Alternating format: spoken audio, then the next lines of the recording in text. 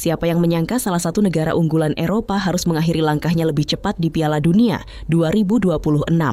Belanda, tim yang sejak awal digadang-gadang mampu melangkah jauh, justru harus angkat koper setelah dikalahkan Maroko lewat drama adu penalti. Hasil ini tentu menjadi pukulan besar, bukan hanya bagi para pemain, tetapi juga jutaan pendukung Oranje di seluruh dunia. Padahal jika melihat kualitas skuad di atas kertas, Belanda jelas lebih diunggulkan. Mereka memiliki pemain-pemain yang tampil di klub-klub elit Eropa, pengalaman bermain di turnamen besar, hingga kedalaman skuad yang jauh lebih baik dibandingkan Maroko. Namun sepak bola tidak pernah hanya ditentukan oleh nama besar. Di lapangan, yang menang adalah tim yang mampu memanfaatkan peluang, disiplin menjalankan strategi, dan tetap tenang di bawah tekanan. Lalu apa sebenarnya yang membuat Belanda gagal? Apakah karena kesalahan pelatih? Apakah para pemain tampil di bawah performa terbaiknya? Ataukah memang Maroko sudah berkembang menjadi kekuatan baru yang tak bisa lagi dipandang sebelah mata?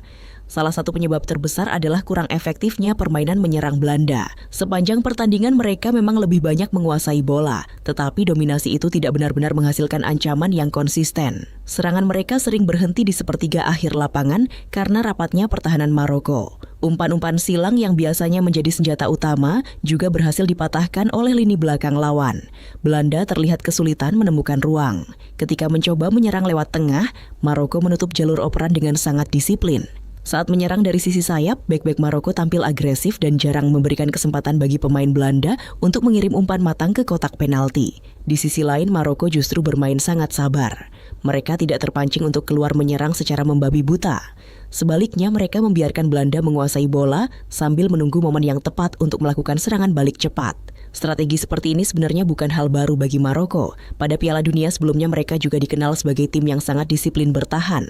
Bedanya, kali ini mereka tampil lebih matang. Para pemain terlihat semakin memahami peran masing-masing sehingga nyaris tidak memberikan celah kepada Belanda. Faktor lain yang cukup berpengaruh adalah keputusan pelatih Belanda. Beberapa pergantian pemain dinilai kurang memberikan dampak signifikan terhadap permainan. Saat tim membutuhkan kreativitas baru, perubahan yang dilakukan justru tidak mampu mengubah ritme pertandingan.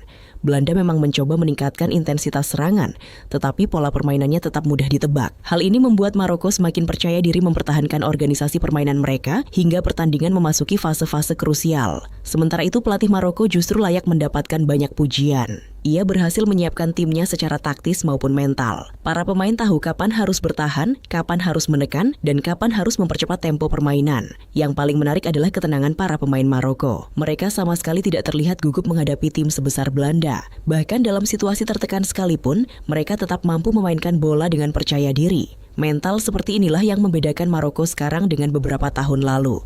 Jika dahulu mereka sering kehilangan fokus di menit-menit penting, kini mereka justru semakin kuat ketika tekanan semakin besar. Belanda sebenarnya memiliki beberapa peluang emas, namun penyelesaian akhir menjadi masalah utama. Beberapa kesempatan gagal dimanfaatkan dengan baik karena penyelamatan gemilang kiper Maroko maupun karena keputusan yang kurang tepat di depan gawang. Dalam pertandingan besar seperti fase gugur Piala Dunia, setiap peluang memiliki nilai yang sangat mahal. Ketika kesempatan emas disia-siakan, lawan akan semakin percaya diri bahwa mereka masih memiliki peluang untuk menang. Maroko memanfaatkan kondisi tersebut dengan sangat baik. Mereka tidak panik meski terus ditekan. Sebaliknya, mereka terus menjaga konsentrasi hingga pertandingan memasuki babak tambahan waktu. Ketika laga harus ditentukan melalui adu penalti, tekanan mental justru berpindah ke kubu Belanda. Sebagai tim unggulan, mereka memiliki beban yang jauh lebih besar. Sebaliknya, Maroko datang tanpa tekanan berlebihan karena sejak awal banyak pihak lebih menjagokan Belanda. Situasi psikologis ini sangat memengaruhi jalannya adu penalti. Para eksekutor Maroko tampil tenang dan penuh keyakinan. Mereka mengeksekusi penalti dengan percaya diri, sementara beberapa pemain Belanda terlihat lebih tegang. Pada akhirnya Maroko keluar sebagai pemenang, bukan karena keberuntungan semata, melainkan karena mereka mampu menjaga konsentrasi hingga detik terakhir pertandingan. Kemenangan ini juga menunjukkan bahwa sepak bola Afrika terus mengalami perkembangan luar biasa. Maroko bukan lagi sekadar tim kuda hitam. Mereka kini layak disebut sebagai salah satu kekuatan yang mampu bersaing dengan negara-negara terbaik dunia. Keberhasilan mereka tidak datang secara instan. Dalam beberapa tahun terakhir, Federasi Sepak Bola Maroko melakukan banyak pembenahan, mulai dari pembinaan pemain muda, peningkatan kualitas liga domestik, hingga pengembangan fasilitas latihan. Kekalahan ini memang menyakitkan, tetapi bisa menjadi pelajaran berharga menjelang turnamen-turnamen berikutnya. Belanda masih memiliki banyak pemain muda berbakat yang bisa menjadi tulang punggung tim nasional di masa depan. Sementara bagi Maroko, kemenangan ini menjadi bukti bahwa mereka pantas melangkah lebih jauh. Dengan organisasi permainan yang solid, mental yang kuat, dan kepercayaan diri yang terus meningkat, mereka berpotensi kembali menciptakan kejutan pada babak berikutnya. Kini dunia mulai menyadari bahwa menghadapi Maroko bukan lagi perkara mudah. Mereka telah membuktikan bahwa kerja sama tim, disiplin, dan mental juara mampu mengalahkan skuad yang secara individu lebih unggul.